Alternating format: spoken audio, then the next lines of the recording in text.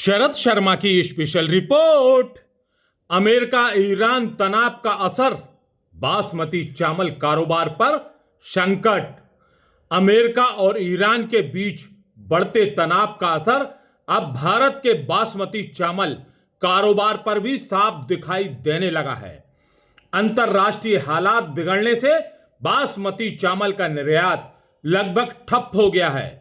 बताया जा रहा है करीब 4 लाख टन चावल के कंसाइनमेंट समुद्री रास्ते और पोर्ट पर फंसे हुए हैं।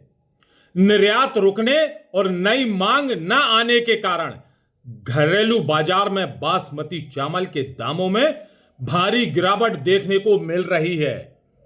कई मंडियों में चावल के दाम प्रति कुंटल 1,000 रुपए तक कम हो गए हैं।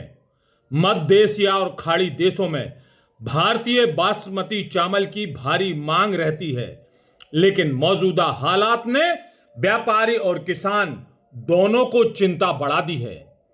दरअसल ईरान समेत खाड़ी देशों में भारत के बासमती शैल, सुगंधा, सरबती जैसी किस्मों की बड़ी मात्रा में सप्लाई होती है, लेकिन अमेरिका ईरान के बढ़ते तनाव और समुद्री मार्गों में अस्थिरता के चलते कई जहाज और कंटेनर रास्ते में ही अटक गए हैं।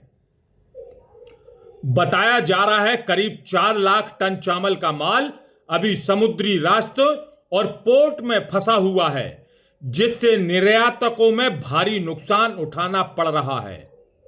इसका सीधा असर मध्य प्रदेश के रायसेन जिले के चावल कारोबारियों पर भी पड़ रहा है।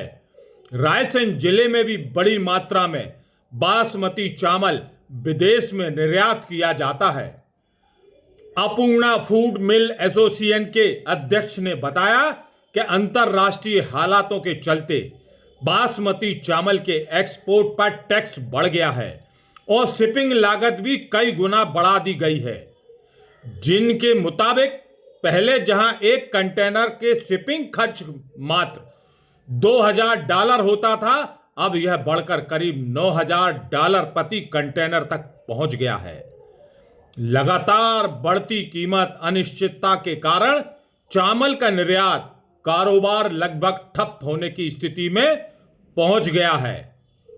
व्यापारियों का कहना है अगर जल्द अंतर्राष्ट्रीय हालात सामान्य नहीं हुए तो इसका असर केवल व्यापारियों पर ही नहीं बल्कि किसान, मिलर्स और चावल उद्योग पर भी पड़ेगा, क्योंकि निर्यात कम होने से बाजार में चावल की आपूर्ति बढ़ जाएगी और कीमतों में भारी गिरावट आ सकती है। फिलहाल बासमती चावल से जुड़े व्यापारी और किसान दोनों ही अंतर्राष्ट्रीय हालात सामान्य होने का इंतजार कर रहे हैं। अब देखना होगा कि आने वाले दिनों में हालात सुधरते हैं या बासमती चावल कारोबार पर संकट और गहराता है। ये थी शरद शर्मा की स्पेशल रिपोर्ट।